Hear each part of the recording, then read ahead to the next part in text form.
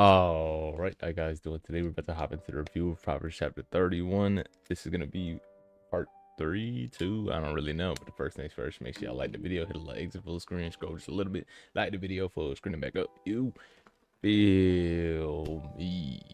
So Pastor Paul starts off the sermon talking about, well, not the sermon, but this part of the sermon talking about how this description of a woman could basically be equivalent to what we would call a superwoman because she does so many things so well that it's kind of hard to replicate. And he mentions how he starts off his marriage counseling with this. Not to say that the woman's role is more important than a man's or whatever the case is, right? But he just says, like, this is like the pinnacle of success. And he even had one instance where he said, this lady told me I can't do that, you know? And it's kind of funny because, that's like us looking at Jesus and saying, this is your standard. Can we meet that standard? By no means, not at all. However, that doesn't mean that we can't still attempt to reach that standard and won't still receive love when we try it, right? And I just spit a bar low key. Anyway, so let's get into it. Basically just saying, this is what that is. I don't really like how it says worthy woman, right? A lot of women can be worthy. And if this is the most worthy woman, then what about everybody else? Anyway, but who can find a virtuous woman? Her price is far above the rubies, right? And another translation, he used the ESV, he mentions this word excellent is used, and it doesn't necessarily mean that it's good, right? An excellent wife, who can find, or my bad, who can find her, like she's hard to search for. It's just like she's sought after. Who's gonna get her kind of deal. She's far more precious than the jewels. So when she wins, she wins. She the prize, for real, for real. And you're going to see why later. The heart of her husband safely trusts in her so that he has no need of spoil. Bro doesn't have to be rich. He's got all he needs at home. She's more precious than rubies. He don't need that money. He's coming home. He's loved. He's taken care of, and he's blessed from a familial standpoint. Right, that's our goal. Be fruitful, multiply.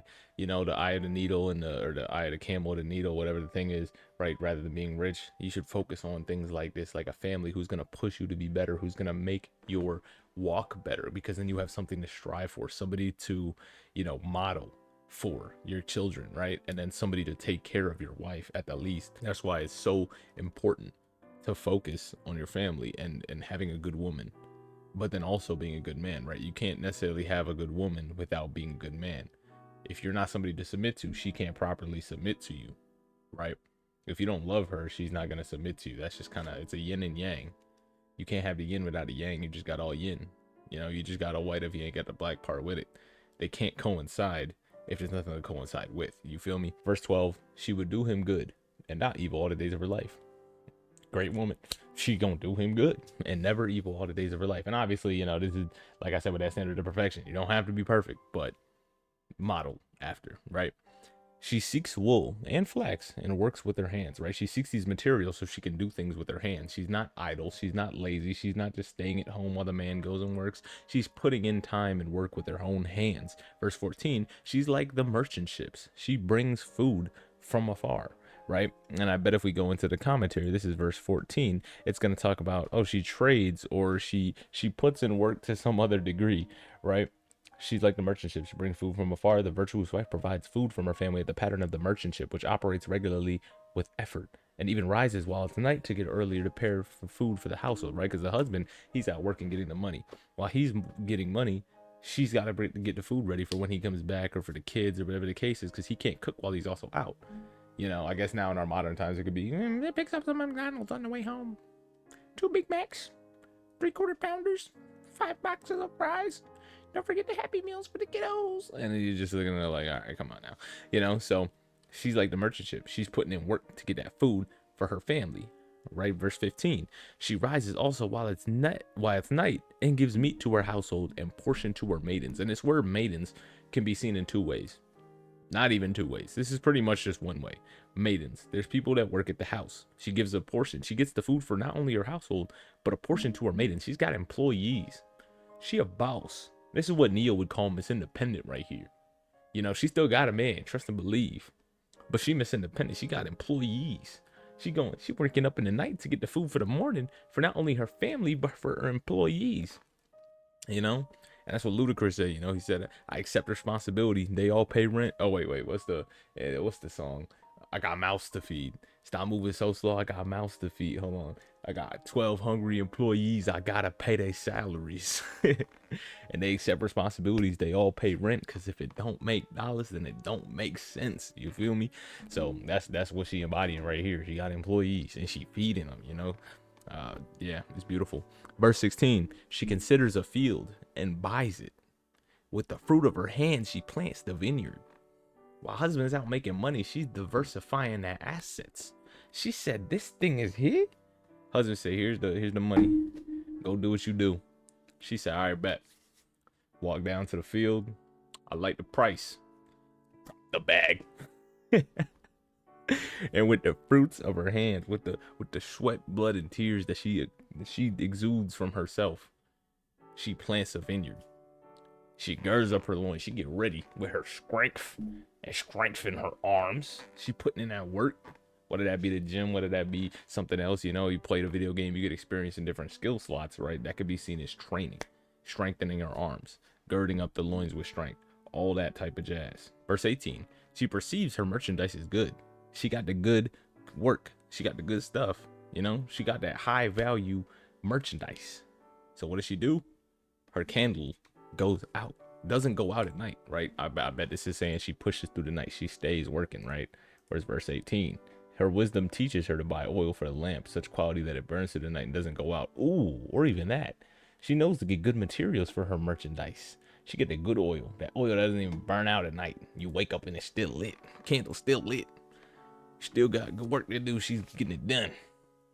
19, she lays her hands on a spindle. Her hands hold the distaff. I ain't even gonna lie, I don't even know what that means.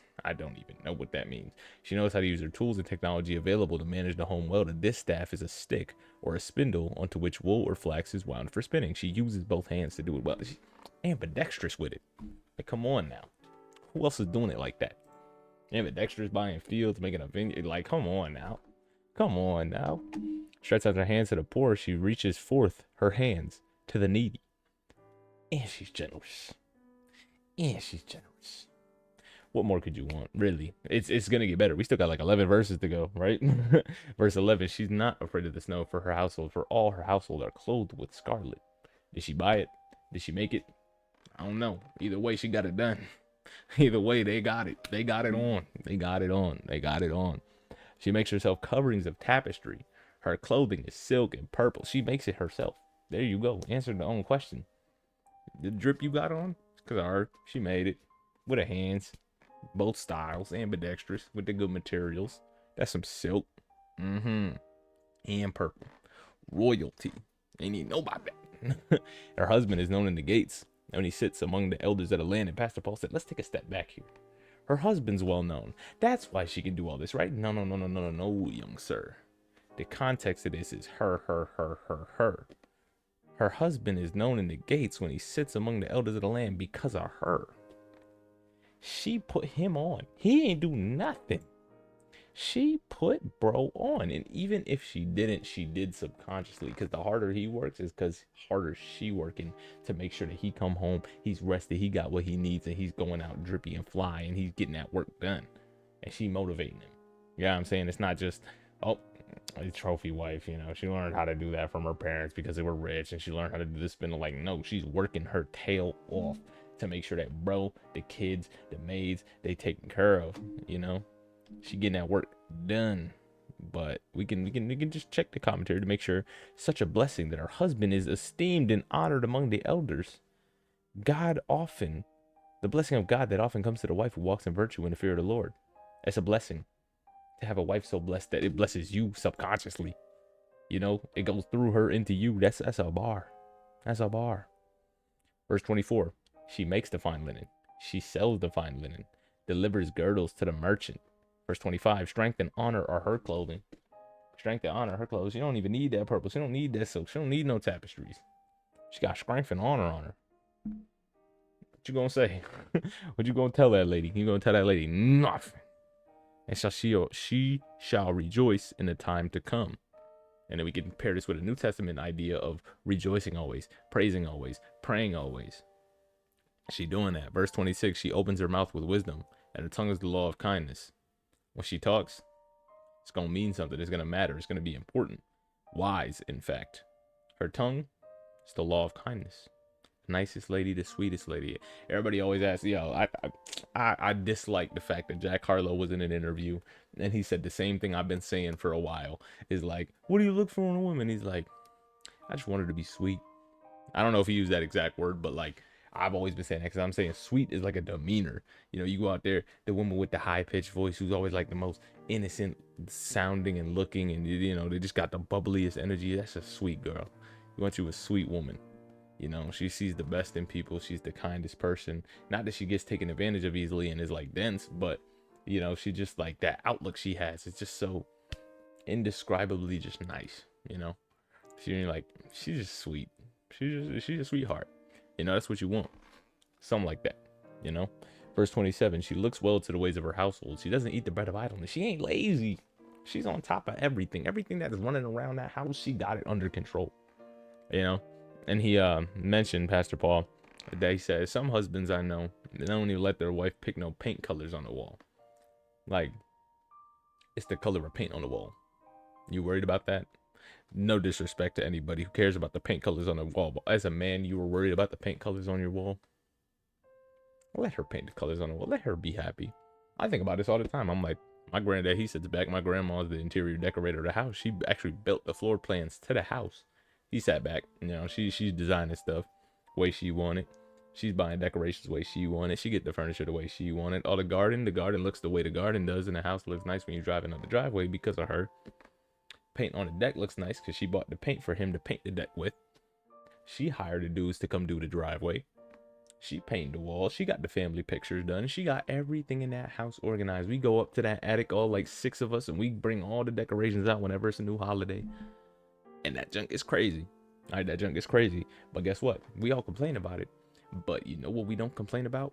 When it's Christmas morning and it feel like Christmas. Because all them decorations is out. The vibes are right. Because she put the effort in. Right? She ain't lazy with it. She said it needs to get done. We getting it done for her. Her children rise up and call her blessed. Pastor Paul mentioned he's seen a lot of kids rise up and say, Mom, you are a blessed lady. Not only are you blessed in the sense of like your life is blessed, but just you are blessed by the Lord. And her husband also praises her. And he said, husbands, to take note for this. Praise your wife. Don't not compliment. Why are we not complimenting people? Compliment people. Right. I was telling my rugby team this. Students perform better when their teachers care about them. Right. I'm in the education field, so I know that. If you want better performance, you gotta support people. You know? Children rise up, they call their blessed, husband praise her. Verse 29, many daughters have done virtuously. You have excelled them all. And in another translation, it says women instead of daughters, right? So a bunch of women, they deal virtuously, but you do better than them all. And it's the husband saying this to her, right? Because you do better than her. Or it's Lemuel, it doesn't really matter. But the husband praising her, say this to her. He said, say this to her. Literally say, a lot of women, they done a lot of good things though. But you the best one. You the best one. Verse 30, favor is deceitful and beauty is vain, right? Favor, you know, you doing stuff to impress people. It could be lies. Beauty is vain. It's gonna pass away. He said he didn't like the term vain because that says it's useless, but it just passes away. It's fleeting, to use biblical terminology. But a woman that fears the Lord, they shall be praised. The women that fear the Lord, they shall be praised. Amen. And verse 31, give her of the fruit of her hands, and let her own works praise her in the gates. And he said the gates is where they do the work in back in this time, right? So if we look at this, the virtuous woman will be rewarded by God. She fears and rewards by, for whom she has accomplished for her family, herself, as they publicly speak of her godliness and her wisdom. Let her works praise her in the gates. The woman and the man of wisdom. This reward is not their primary motivation, but the fitting results of their life lived in fear of the Lord. She is no less a woman, wisdom made real. The riches of woman, wisdom offers.